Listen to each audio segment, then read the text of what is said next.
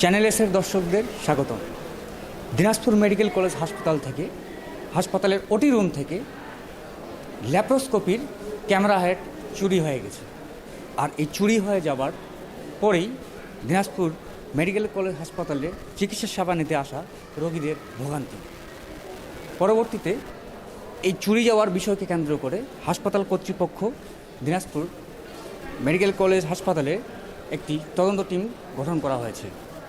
এই তদন্ত টিম এবং চিকিৎসা সেবা নিতে আসা রোগীদের মন্তব্য আমরা চ্যানেল এসের মাধ্যমে আপনাদের জানানোর চেষ্টা করব। সময় নিচে অপারেশন করার জন্য অপারেশন করবে, সময় অনুযায়ী অপারেশন হবে, তার জন্য অপেক্ষা করছি। আমি আজ আমার এক পেশেন্টকে দেখার জন্য দিনাজপুর মেডিকেল কলেজ হাসপাতালে এসেছিলাম। তো এখানে এসে আমি জানতে পারলাম যে এখানে আমাদের ল্যাপ্রোস্কোপি যে মেশিনটা দিয়ে করা হয় তার মেশিনের পার্টস চুরি হয়ে গেছে। এটা আসলে অন্তত মানে খুবই দুঃখজনক যে একটি হাসপাতাল থেকে মেশিনের পার্টস চুরি হয়ে যাওয়া, এটাতে সেবা প্রত্যাশীরা তাদের কাঙ্ক্ষিত সেবা পাচ্ছে না। আমি আশা করব হাসপাতাল কর্তৃপক্ষ খুব দ্রুত এই বিষয়ে পদক্ষেপ গ্রহণ করবে। আমার রুগীটা ভর্তি আছে এখানে, ওনার টিউমার হয়েছেন, তো অপারেশন করতে এখন সময় আছে, অনেক লাগবে। তার মধ্যে শুনলাম আমাদের ওটি থেকে কোনো একটা জিনিস মিসিং হয়েছে। এই জন্য আমরা খুব টেনশনে আছি যে অপারেশনটা ওই সমস্যার সমাধান হলেই আমার রুগীর অপারেশনটা হবে। এই জন্য আমি এখানকার ম্যানেজমেন্টকে বলবো অতি শীঘ্রই এই সমস্যার সমাধান করেন, রুগীদের ভোগান্তি কমান।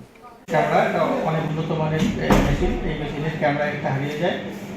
তো এটা জানার পরেই আমরা আসলে আমাদের ইন্টারনাল একটা কমিটি 3 সদস্য তাদেরকে দায়িত্ব দিয়েছি এটা তদন্ত করে এটা খুঁজে দেখার জন্য কোথায় কোনো উইকনেস আছে কিনা, এবং তারা যত দ্রুত সম্ভব আমাদেরকে একটা রিপোর্ট দেবে।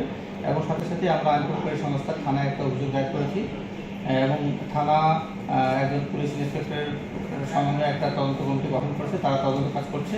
এবং সেই সাথে একটা এসবি একটা টিম, তারাও এটা তদন্ত করছে। আশা রাখি যে খুব দ্রুত এটা একটা সমাধান হয়ে যাবে।